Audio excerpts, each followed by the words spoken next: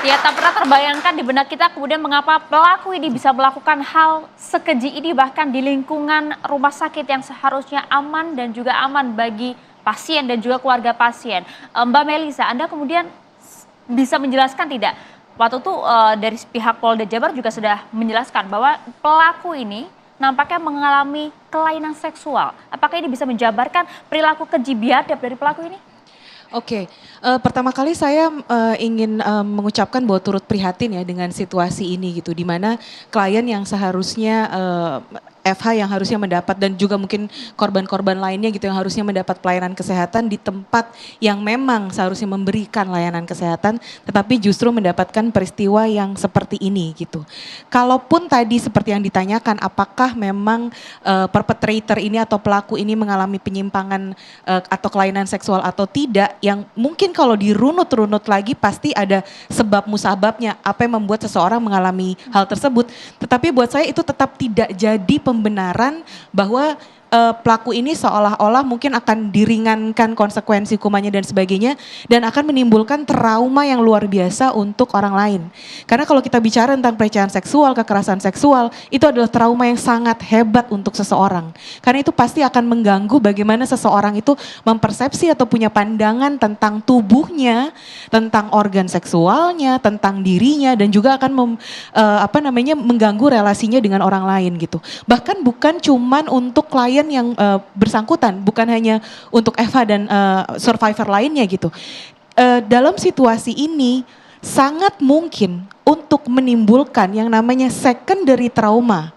Secondary trauma adalah ketika individu-individu lain yang tidak secara langsung mengalami peristiwa traumatik, tetapi juga kemudian memiliki dampak emosi, psikis, fisik ketika dia mendengar berita-berita yang sekarang kan pastinya sudah sangat viral gitu tentang apa yang terjadi gitu. Jadi ibaratnya orang yang tidak ada di tempat juga bisa mengalami misalnya kecemasan saat mau berhubungan atau berinteraksi dengan tempat-tempat yang harusnya menjadi layanan kesehatan. Tapi secara psikologi gitu. klinis kami ingin tahu Mbak, kan dokter ini terkenal dengan secara IQ di atas rata. Kuliahnya susah minta ampun.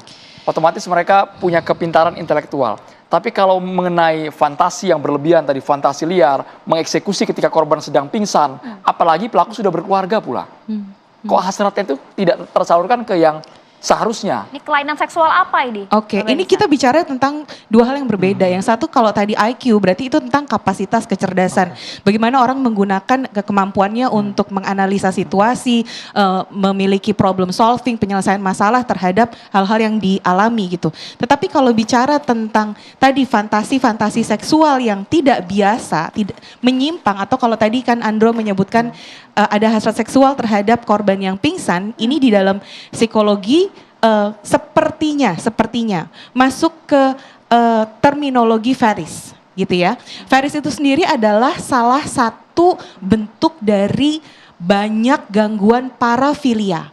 Jadi yang dinamakan gangguan parafilia adalah ketika individu mengalami dorongan, hasrat, fantasi seksual kepada objek-objek yang tidak biasa. Parafilia itu bentuknya macam-macam. Ada pedofilia yang terhadap anak-anak, ada juga voyeurism, mendapatkan dorongan seksual dengan mengintip. Nah, kalau yang tadi yang dinamakan punya hasrat ketertarikan seksual, kemungkinan arahnya adalah ke Ferris gitu. Apakah semua Ferris itu masuk ke gangguan mental? Itu belum tentu. Bisa jadi itu menjadi preferensi saja. Jadi Ferris mana yang masuk gangguan mental dan yang tidak. Jadi Ferris itu adalah ketika seseorang mengalami dorongan, kemudian fantasi, hasrat seksual pada objek-objek yang tidak hidup atau bagian tubuh yang non-genital. Contohnya lutut gitu ya. Atau situasi yang sebenarnya nggak ada kaitannya dengan aktivitas seksual. Misalnya tadi orang pingsan tadi gitu ya. Nah dari fetish sendiri itu kemudian ini adalah tadi masuk ke gangguan parafilia ya, yang dari mana yang fetis yang normal maksudnya itu cuma preference dan yang mana yang gangguan, ya dikatakan gangguan ketika fetisnya ini sudah tidak dapat dikendalikan oleh individu, kemudian bisa mengganggu dan membahayakan keselamatan dirinya dan atau orang lain. Nah kalau begini sebenarnya bisa dideteksi lebih dini nggak, Mbak Melisa? Sampai sekarang sepanjang pengetahuan saya tidak ada satu alat tes pun yang bisa untuk mendeteksi dengan jitu bahwa seseorang ini mengalami penyimpangan seksual. Psikotes pun nggak bisa itu ya? tadi seperti yang Mas Reza sudah sampaikan, kalaupun ada psikotes, kemudian kita juga perlu mempertimbangkan bahwa psikotes itu tidak berlangsung untuk selamanya. Dalam waktu 6 bulan, psikotes itu perlu diulang untuk mengetahui bagaimana kondisi psikis seseorang. Lagi pula, psikotes itu tidak kemudian serta-merta menyertai semua aspek gitu di dalam dinamika manusia. Psikotes itu punya tujuan, ya, dan psikotes itu bentuknya macam-macam, ada tes yang gambar, tes grafis dan sebagainya. Dan kebanyakan yang dilakukan untuk klasikal itu dalam arti banyak orang, dilakukannya adalah self-report inventory, di mana individu memberikan jawabannya sendiri atas pertanyaan-pertanyaan yang diberikan. Kira-kira nih, kalau tes psikotesnya itu ditujukan untuk penempatan ke institusi tertentu atau jenjang level yang lebih tinggi, individu akan jujur nggak ya menjawab itu, gitu. Itu kan kemesannya seperti itu, gitu. Jadi betul kita tidak bisa hanya mengandalkan psikotes saja untuk mendetek, bukan hanya penyimpangan seksual aja gitu. Begitu juga dengan gangguan-gangguan mental yang lainnya. Kita memerlukan yang namanya multi baterai atau banyak alat yang digunakan yang nantinya digunakan untuk menentukan profil individu. Gitu. Jadi nggak semua psikotes tiba-tiba, oh udah di psikotes berarti aman nih. Berarti ini nggak seperti itu. Tapi gitu. dorongan itu bisa terjadi karena mungkin kelengahan sistem, minimnya pengawasan, ditambah load kerja yang terlalu tinggi. Andro bicara tentang stresor ya. Kalau stresor itu sebagai faktor yang mencetuskan, itu mungkin.